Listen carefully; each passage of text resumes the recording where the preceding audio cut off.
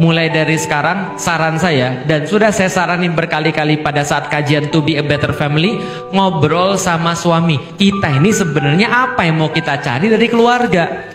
Karena saya khawatir kalau Anda tidak punya tujuan berdua dalam keluarga, akhirnya mikirnya begini, kalau gitu nggak ada dia, gue juga bisa dong.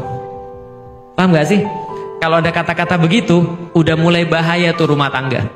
Kenapa kita bisa bertahan dalam rumah tangga? Karena kita tahu bahwasanya tidak mungkin kita bisa ke situ kalau nggak ada dia. Paham ya? Maka untuk bisa ke situ aku perlu dia.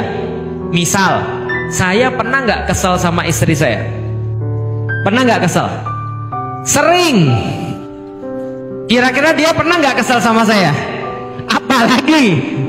Ya kan ya? Tapi kenapa dia tetap mau sama saya dan saya tetap mau sama dia?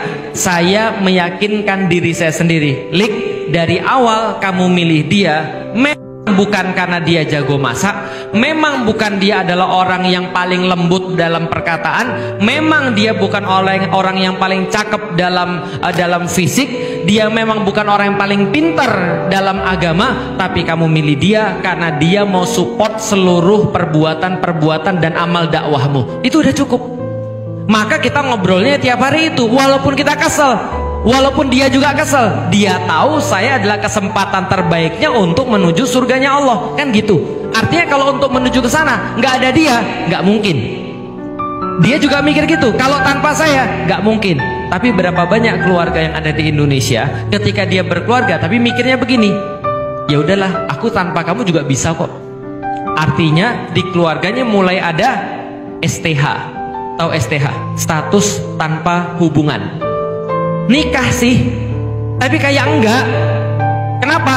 Istrinya nggak tahu kerjaan suaminya apa, berhubungan sama siapa dia nggak tahu, apa kesulitan hidupnya dia nggak tahu. Itu kan ya. Sedangkan istrinya juga ketika dia stres, dia nggak mau cerita sama suaminya karena dia nggak percaya sama suaminya. Ketika dia lagi perlu sesuatu nggak perlu minta sama suaminya. Lah ini kan kayak dua orang yang beda tapi jadi satu rumah. Paham nggak sih? Yang lebih bahaya lagi, manusia itu tidak mungkin bisa sendirian. Kalau andaikan suami istri sudah kehilangan fungsi bersamanya, mereka sudah mulai masing-masing, yakin, catat omongan saya, laki-lakinya pasti curhat ke yang lain, istrinya pasti curhat ke yang lain. Itu udah pasti.